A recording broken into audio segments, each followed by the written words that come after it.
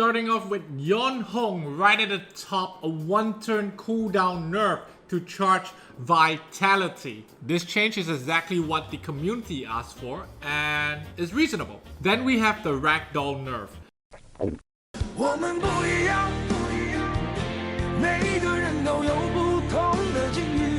Instead of a 20% attack bar boost, now only a 15% attack bar boost.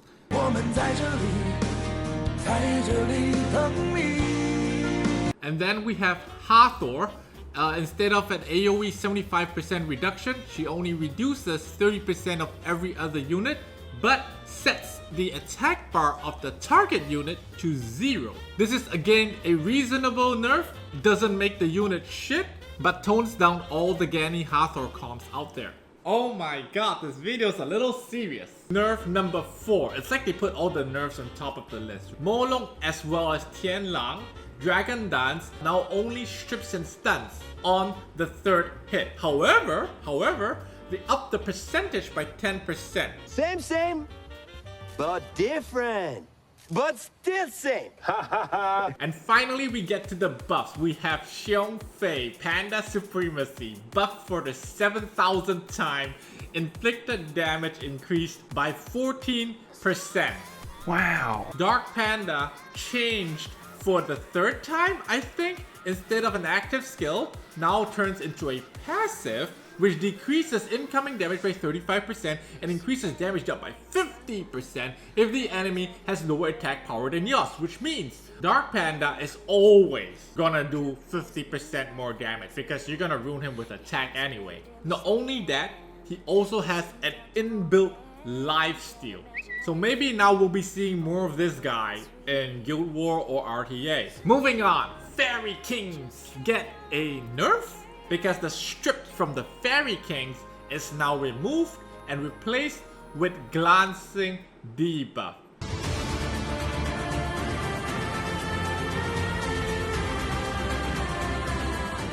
Also means that Ophelia is very happy about this change because Threat State can now not be stripped by a Ganymede. Daphnis gets another buff change, something like that. Now he strips all beneficial effects and then decreases HP followed by the nuke followed by the shield. I think this change makes him more useful in PvP than he was before. And then Nyx also gets a 10% buff. Doesn't really change the fact that he's kinda shit. Wind Paladin now gets a 100% chance to decrease attack bar, pissing you off further as the enemy defense stalls you in Guild War defense when there is no point. Stop it. Jean, however, gets a nerf because now Jean cannot revenge and heal. Then we have Beth, Eternal Scar finally gets another. This is like change number 27 for Eternal Scar. It used to be single target, then it went AoE, and then Destroy was pitiful, and now they changed it. Will it be better? Very likely, because the 2nd hit usually is gonna do about maybe 15-20k, and that's gonna be like max Destroy right there. And the next buff to the Water and Light Monkey Kings, one that I'm excited about, She-Ho or the Light one. Now All or Nothing does a stun with a 75% chance.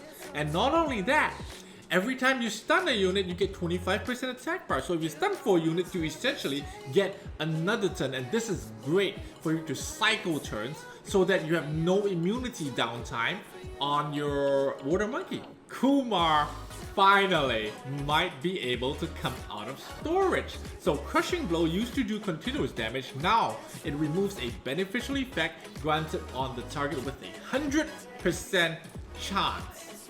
On top of that, if you crit, you get the speed buff like all Beast Monks. And then Trick of Fire, instead of blocking heals, now silences for 2 turns. We might see Kumar appear more often in this meta. Sea Emperors get a buff too. Sweeping Waves now silences for 2 turns. I mean, what the hell was the 1-turn silence? Zerath also gets a change. In my opinion, I feel this is a buff. You can use Armageddon to turn the table. when your team is low and the enemy health is high, you use Armageddon, you balance the HP and then nuke them right after, which means your team gets a heal from the redistribution and then the enemy takes big damage after.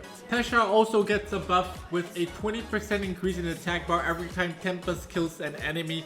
I'm not sure how this is gonna affect Tesha because in PvE, you're gonna clear the wave with Tempest anyway and then everybody's attack bar resets. In PvP, if you're gonna get 80% attack bar from killing 4 enemies, it means you already won. But nonetheless, it's still a buff. And then we have Chiwoo's sleeve attack now reduces attack bar by 15% per beneficial effect removed. Which means if you strip a Wusa, that's 30% attack bar reduced. Hey, that's pretty good. Still gonna get resistant. Alicia also gets a buff to Frost Rush with a 15% chance to freeze for 1 turn. So, well, I guess that's alright. I mean, buff's a buff. Not really, I don't think this is meta changing buff, but it's alright. Carrot gets a buff, trying his best to be a Ciara, gets another turn after detonation. You'll still replace him with Ciara if you pull a Ciara. And then Fire Mermaid gets an added effect to a third skill which now not only resets but stuns if the Fire Mermaid's HP is below 50%. Could be a game changer in certain fights but quite situational. The Water Mermaid though, which nobody ever uses, now gets a Varamos passive. This changes the Water Mermaid entirely because now she's no longer a crowd control unit but a cleanser. So this is a good way to add more diversity to the meta. Next we have the buff that a lot of people are gonna be happy about, Noble Agreement of the Fire and Light Vampire. No one really gives a shit about Light one, but the Fire one now attacks twice, which means you can finally max skill your Vern. Water Vampire gets a buff to do more damage when the enemy's HP status decreases. Hup-de-doo. Next, let's go to the Fire Cobalt Bomber who sets off a bomb. Everybody's trying to be Ciara here. Delphoy also gets a 10% buff to her heal. That's not bad. But what's next though? Arnold. Extortion disturbs HP recovery for 2 turns. This is huge. Extortion doesn't glance, which means you're gonna land that HP recovery debuff unless you get resistant.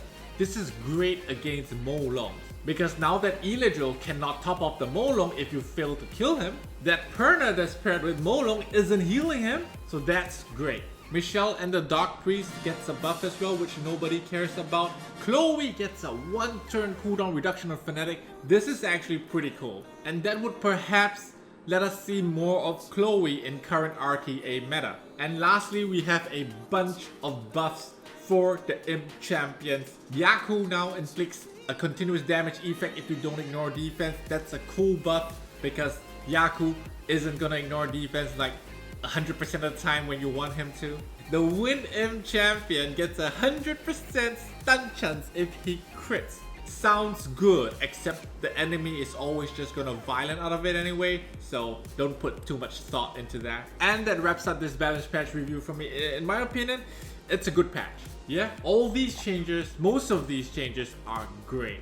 A lot of them will change the meta next season and we'll see more variety in units being used. That being said, I hope you guys enjoyed this video. Smash like if you did, and I'll see you guys next time. Bye! Hero, you two got